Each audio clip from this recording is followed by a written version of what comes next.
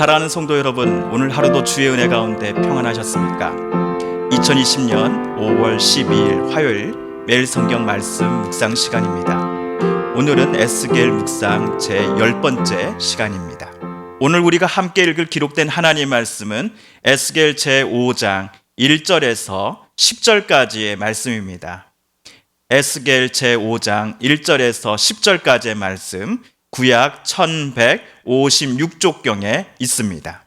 너 인자야, 너는 날카로운 칼을 가져다가 삭도로 삼아 내 머리털과 수염을 깎아서 저울로 달아 나누어 두라.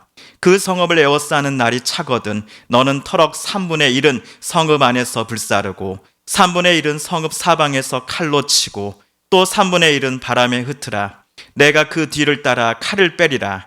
너는 터럭 중에서 조금을 내 옷자락에 싸고 또 그 가운데에서 얼마를 불에 던져 사르라. 그 속에서 불이 이스라엘 온 족속에게로 나오리라.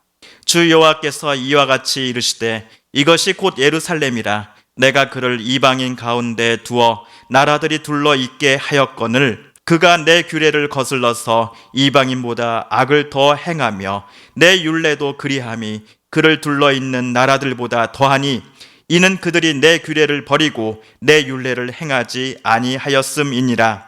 그러므로 나 주 여호와가 말하노라. 너희 요란함이 너희를 둘러싸고 있는 이방인들보다 더하여 내 율례를 행하지 아니하며 내 규례를 지키지 아니하고 너희를 둘러 있는 이방인들의 규례대로도 행하지 아니하였느니라. 그러므로 나 주 여호와가 말하노라. 나 곧 내가 너를 치며 이방인의 목전에서 너에게 벌을 내리되 내 모든 가증한 일로 말미암아 내가 전무후무하게 내게 내릴지니라. 그리한즉 내 가운데에서 아버지가 아들을 잡아먹고 아들이 그 아버지를 잡아먹으리라. 내가 벌을 내게 내리고 너희 중에 남은 자를 다 사방에 흩으리라. 아멘. 지난주 금요일에 우리가 읽은 4장 9절 이하에서 하나님께서는 에스겔에게 특별한 떡을 만들어 먹으라 라고 지시하셨습니다. 밀과 보리 외에도 콩, 팥, 조와 귀리를 모두 한 그릇에 담아 섞어서 만든 떡을 390일 동안 떼어서 먹으라 라고 하나님은 에스겔에게 명령하셨지요. 보통 때에 빵을 만들 때면 밀과 보리만을 주 재료로 사용할 것입니다. 그럼에도 다른 재료들을 몽땅 넣어서 빵을 만들라 하신 이유는 얼마 후 예루살렘에 먹을 빵 그리고 마실 물이 부족해지는 때가 올 것임을 하나님께서는 예루살렘 주민들에게 알려주시기 위해서였습니다. 유대인들은 예루살렘 성읍이 어떠한 공격에도 절대로 무너지지 않을 것이야 라고 자신만만했습니다. 또한 그들은 하나님께서는 늘 자기들과 함께 하실 것이야 라는 확신도 갖고 있었습니다. 하지만 하나님은 4장 16절 17절에서 이렇게 말씀하셨지요. 또 내게 이르시되 인자야, 내가 예루살렘에서 의뢰하는 양식을 끊으리니 백성이 근심 중에 떡을 달아 먹고 두려워 떨며 물을 되어 마시다가 떡과 물이 부족하여 피차에 두려워하여 떨며 그 죄악 중에서 쇠폐하리라. 유대인들의 생각과는 정반대로 하나님께서는 예루살렘의 양식을 끊어버리실 계획을 갖고 계셨습니다. 그들을 안심시키며 복 주시겠다라고 지금 말씀하고 계시지 않습니다. 오히려 떡과 물이 조만간 부족해져서 예루살렘에 있는 모든 이들이 두려워 떨며 죄악 중에서 배고파 말라 죽을 것이다 라고 경고하고 계셨습니다. 그리고 오늘 5장 1절에서 하나님은 에스겔에게 또 새로운 상징 행위를 지시하십니다. 날카로운 칼을 한 자루 가져다가 그것으로써 에스겔 자신의 머리카락과 수염을 깎으라 라고 하셨지요. 그리고 깎은 것들을 저울에 달아서 3등분하여 성읍이 에워싸는 그날까지, 그날이 찰 때까지 깎아놓은 것들을 잘 보관해 놓으라 라고 명하십니다.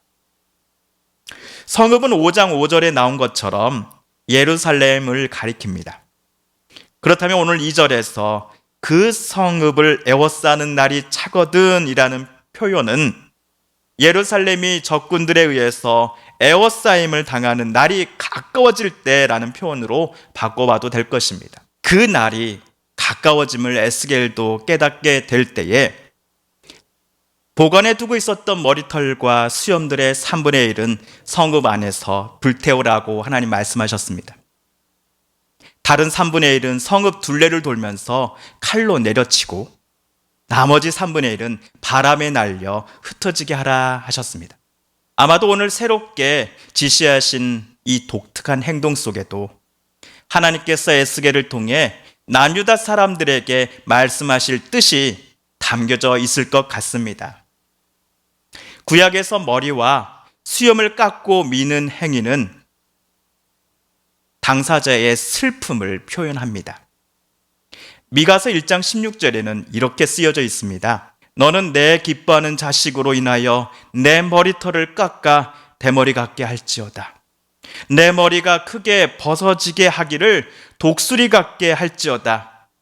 이는 그들이 사로잡혀 너를 떠났음이니라. 미가 선지자는 특별히 어떤 슬픈 일 때문에 머리털을 모두 깎으라라고 외치고 있습니까? 얼마 후에 사랑하는 자식들이 적군의 포로로 붙잡혀 갈 것이기 때문입니다. 오늘 하나님께서 에스겔에게 에스겔의 머리와 수염을 자르라고 명령하신 것도 같은 이유 때문이었습니다. 복과 위로를 암시하는 행위가 절대로 아니었습니다. 조만간 있을 심판을 암시하고 경고하는 행위였습니다. 하나님께서는 5절 이하에서 오늘의 새로운 상징의 행위의 의미에 대해 설명해 주고 계십니다. 5절을 제가 다시 한번 읽어보겠습니다. 주 여호와께서 이와 같이 이르시되 이것이 곧 예루살렘이라. 내가 그를 이방인 가운데 두어 나라들이 둘러있게 하였거늘.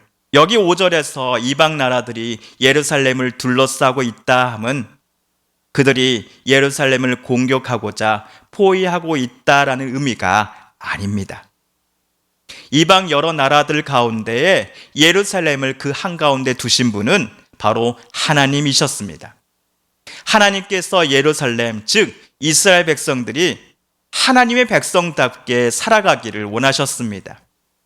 거룩하신 하나님을 닮아 그들도 거룩하게 살아가는 것을 주변 이웃들에게, 그들을 둘러싼 이방 민족들이 본받기를 하나님은 기대하셨습니다. 하지만 이스라엘 백성들은 하나님의 기대와는 정반대로 행동했습니다. 7절을 보시지요. 그러므로 나 주 여호와가 말하노라.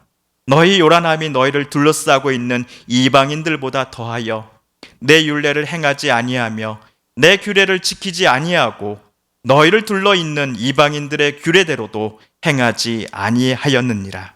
하나님께서 하나님의 자녀요 백성 삼아주신 이스라엘은 하나님이 모세를 통해 전해주신 율법 행하기를 싫어했습니다. 하나님의 규례를 지키지 아니하였습니다. 예루살렘 주변에 위치한 이방인 나라들보다도 더 악한 일을 하나님의 자녀로 선택받은 그들은 서슴지 않고 행해 왔습니다. 하나님은 이사야, 예레미야 같은 선지자들을 보내어 이스라엘 백성들이 하나님께로 되돌아오기를 원하셨습니다. 하지만 그들은 하나님이 보낸 선지자들의 말을 듣지 않았습니다. 귀찮다고, 듣기 싫다고 그들을 때리고 감옥에 가두었으며 심지어 죽이기도 하였습니다. 그러자 하나님은 에스겔 5장을 기준으로 약 5년 전 바벨론의 느부갓네살 왕이 예루살렘의 왕, 고관들, 그리고 종교, 정치, 지도자들을 이곳 바벨론 그발 강가로 포로로 끌고 오게 하셨습니다. 이 충격적인 사건을 통해서 예루살렘 사람들이 하나님의 뜻을 깨닫고 회개하여 하나님의 뜻대로 이제부터라도 살아가기를 하나님은 그들에게 기대하셨지요.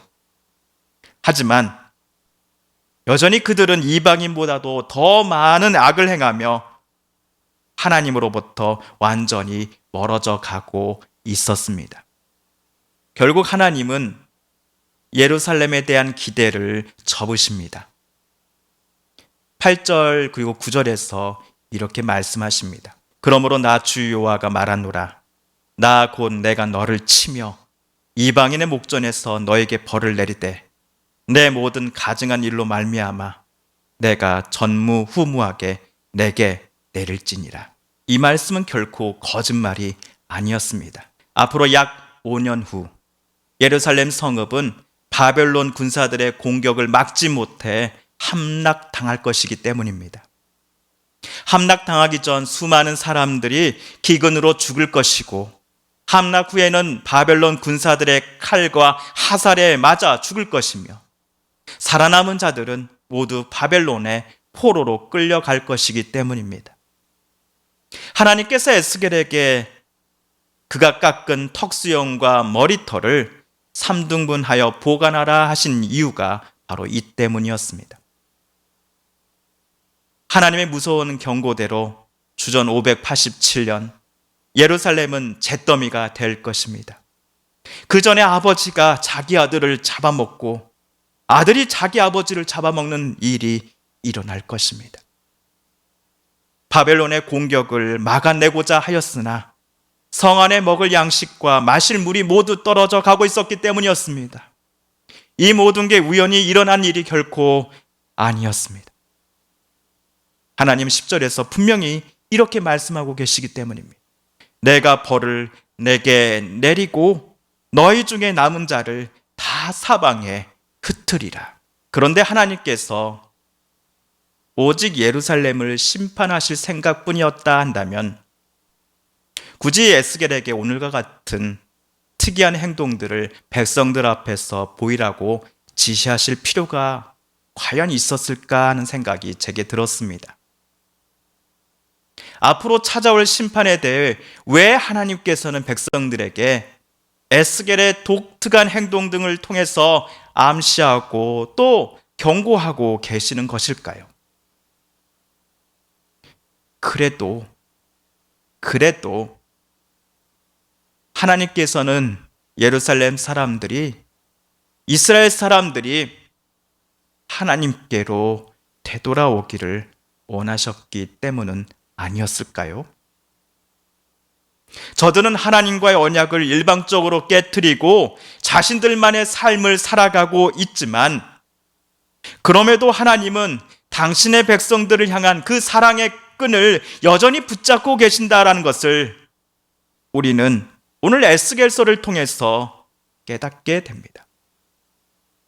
하나님은 에스겔 당시 백성들을 향한 그 끈을, 사랑의 끈을, 사랑의 관계의 끈을 자기 손에서 놓지 않고 계셨던 것입니다. 사랑하는 성도 여러분, 오늘 에스겔 말씀 묵상 제 10번째 시간이었습니다. 오늘 하나님께서 저와 여러분에게 주신 하나님의 음성, 하나님의 말씀은 무엇이었습니까? 주신 말씀, 또 우리에게 들려주신 그 음성 기억하며 이 시간 우리 함께 기도하십시다.